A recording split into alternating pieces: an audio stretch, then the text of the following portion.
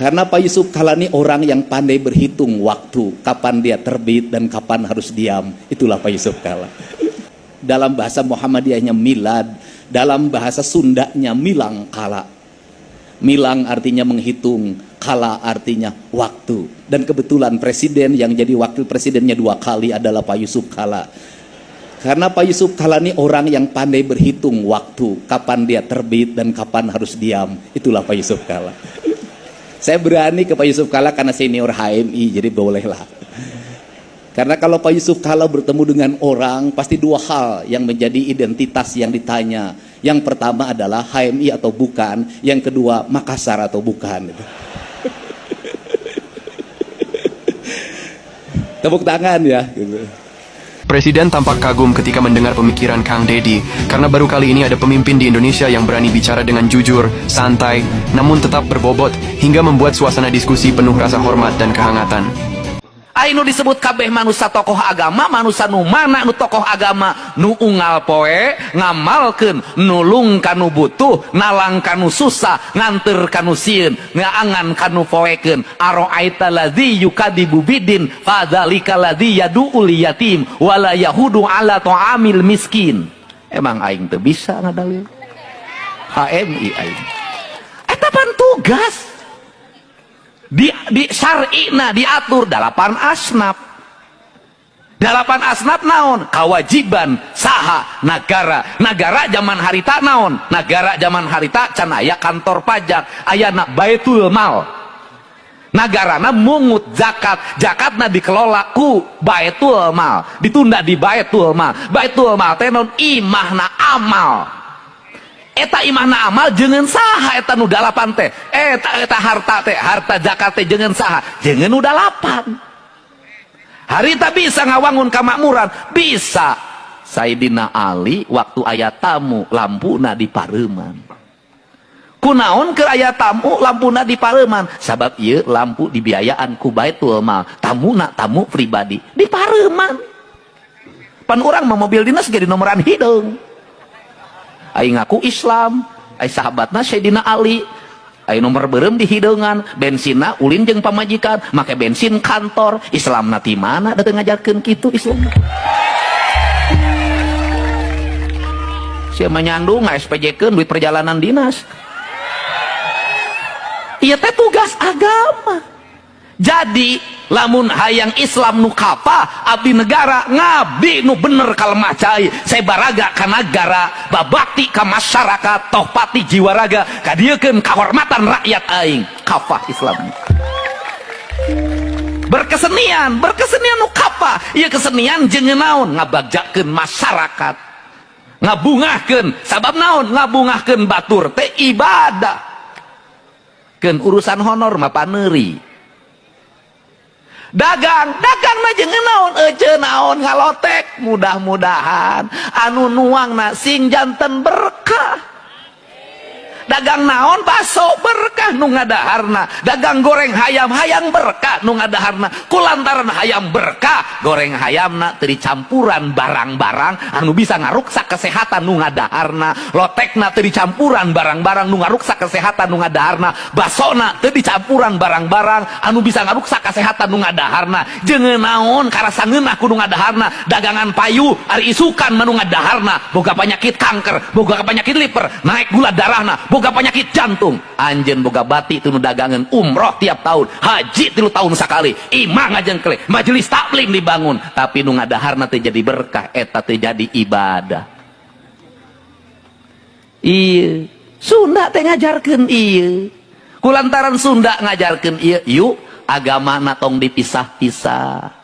Agama aya di masjid, agama aya di kantor, agama aya di jalan, agama aya di warung, agama aya di mana wae. Satung kebin langit, satong keraking jagat, eta teh tugas-tugas keagamaan. Si agama naon? Islam. Si Islam sumrah diri ka Gusti, hirup ukur sasamperan, awak ukur sasampayan, sariring-riring dumadi sarengkak saparipola, sadaya kersaning Allah, teu aya nu diaku, teu aya aku-akuan. La haula wala quwata illa billah, la ilaha gitu.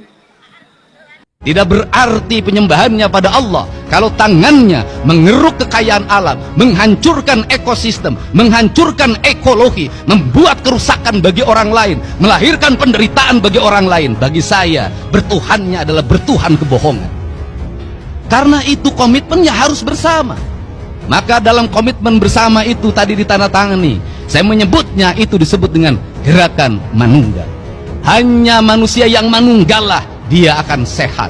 Hanya manusia yang manunggalah dia akan sejahtera. Dan hanya manusia manunggalah dia adalah manusia yang menyatu dengan seluruh alamnya. Dan kelak ketika dia meninggal, dia akan kembali pada kesucian dirinya, kembali pada Allah sang pemilik dan maha suci dalam hidup. Perspektif itulah yang harus dibangun dalam kerangka berpikir ideologi pembangunan. Untuk itu, dari sekarang saya minta seluruh konsepsi pembangunan di Jawa Barat harus berdasarkan asas kesehatan. Kir mobil harus asasnya kesehatan. Menjaga keselamatan penumpangnya, menjaga keselamatan sopirnya, usia kendaraannya, bukan hanya memenuhi perangkat administratif. IMB rumah harus memenuhi asas kesehatan. Pembangunan bangunan harus memenuhi asas kesehatan. Maka kesehatan adalah piranti rekomendasi bagi seluruh kebijakan pembangunan. Tidak boleh pembangunan bertentangan dengan prinsip-prinsip dasar kesehatan.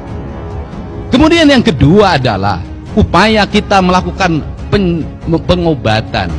Maka seluruh perangkat pemerintah harus segera mengalokasikan pembiayaan, menyediakan puskesmas pembantu di tingkat desa dengan kekuatan layanan yang memadai, menyediakan puskesmas di tingkat kecamatan yang rawat inap dengan kerangka layanan yang memadai, memberikan rumah sakit layanan di setiap kabupaten kota, di mana satu rumah sakit di kabupaten kota yang satu memiliki spesialis penyakit yang A, yang rumah sakit kabupaten lain yang B, yang kabupaten yang lain yang C. Maka yang disebut dengan pembangunan aglomerasi wilayah, saya menyebutnya dengan pembangunan wilayah kebudayaan. Dulu pemerintah kolonial menyebutnya ekskersidenan.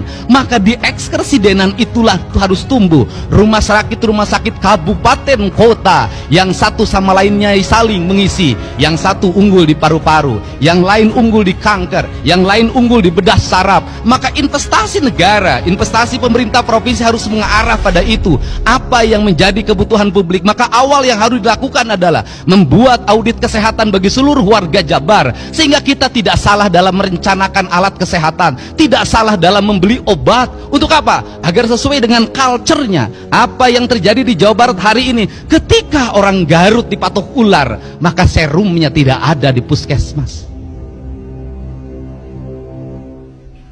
Untuk itu harus diidentifikasi secara ekologi.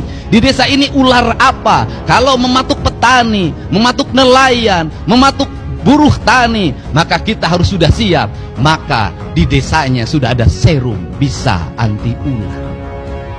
Kerangka ini harus dibangun dalam capaian berpikir yang universal, tetapi tindakan-tindakannya harus bersifat lokal.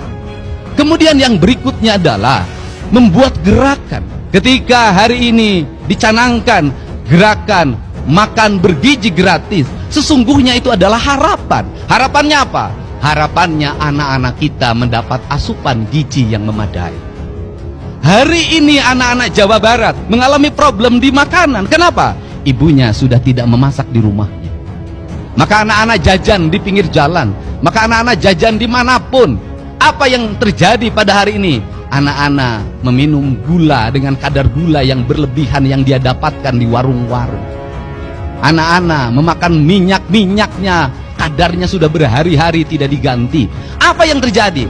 Tingkat kesehatan derajat anak-anak menurun. Ketika tingkat derajat kesehatan anak-anak menurun, maka rumah sakit penuh dengan anak-anak, puskesmas penuh dengan anak-anak, maka kos pemerintah dihabiskan untuk biaya berobat. Padahal biaya berobat jauh lebih mahal dibanding dengan kita mencegah dari pengobatan.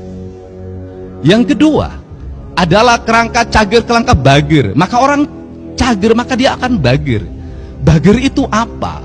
Bager itu dalam kata orang Sunda, yaitu orang yang memiliki kebersihan hati awalnya.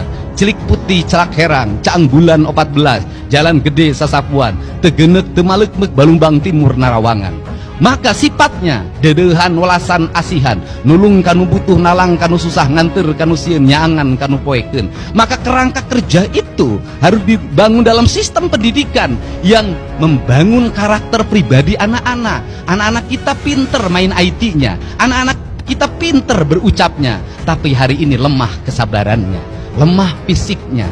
Dan dalam jangka panjang, kalau ini dibiarkan, maka akan menjadi ancaman masa depan. Saya katakan tadi malam, sudah layak para bupati wali kota hari ini mengevaluasi anak-anak TK, SD, dan SMP menggunakan perangkat HP dalam kehidupan keseharian. Kalau ingin punya generasi hebat, belajar dengan membaca HP. Ternyata di negara-negara maju kini sudah ditinggalkan.